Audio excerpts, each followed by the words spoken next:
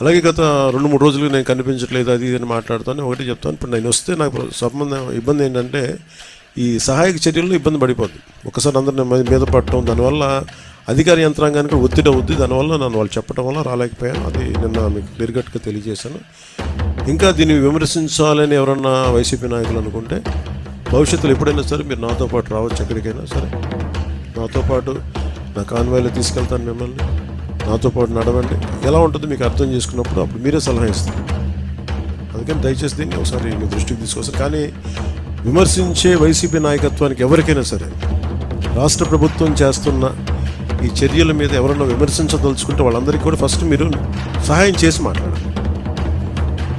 మీరు సహాయం చేసి మీరు బయటికి వచ్చి మీరు మాట్లాడి ఇళ్లలో కూర్చొని కాన్ఫరెన్స్లు పెడితే జరుగుతుంది. మీరు లోపలికి వచ్చి దిగండి మనస్ఫూర్తిగా. అలాంటి పరిస్థితులు అంటే మేము కూడా మీతో కలిసి